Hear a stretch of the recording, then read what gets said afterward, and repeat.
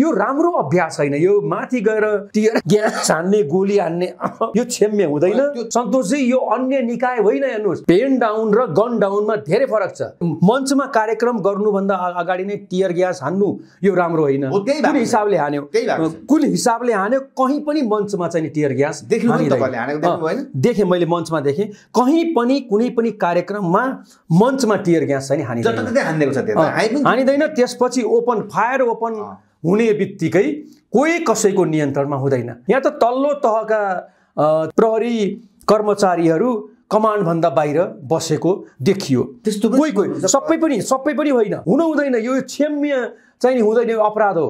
तपाईँ कमान्डरको आदेश विपरीत फायर खोल्नुहुन्छ, अपराध हो यो। कानुनले अधिकार दिएको छ भन्दैमा जथाभावी फायर खोलेर नागरिकको चाहिँ नि के अरे जीवनसँग खेलवाड गर्न पाइँदैन। त्यही भएर म भन्छु छानबिन हुनु पर्यो, निष्पक्ष तवरले छानबिन हुनु पर्यो। यो 700-800 जुन तपाईँले भन्नुभयो नि टियर ग्यास हानिने हो होइन थाहा छैन। आज बिहान नेपाल प्रहरीको प्रवक्ताले बोल्दै हुनुहुन्थ्यो 58 राउन्ड गोली हानियो र 100 राउन्ड चाहिँ नि के अरे टियर ग्यास हानियो भनेर आजै मैले सुनेको होइन।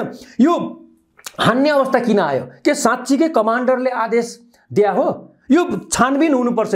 महर्जनको हकमा त्यो अवस्था थिएन।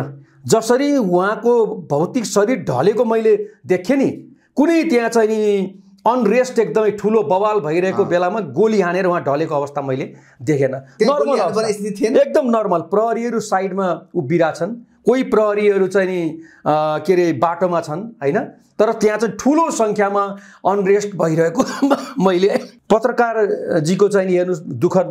अब म त भन्छु त्यो मृत्यु चाहिँ नि शङ्कास्पद छ।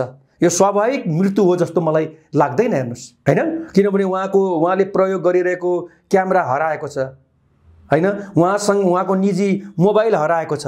पर्साई त्यहीँ थिए, त्यहाँबाट उम्केर भागेका अहिलेसम्म पक्राउ गर्न सकेका छैन। प्रहरीले पक्राउ गर्न चाहेको छ। उम्कियो कसरी प्रहरीको हिरासतबाट? हजुर तिनकुनेबाट हो त।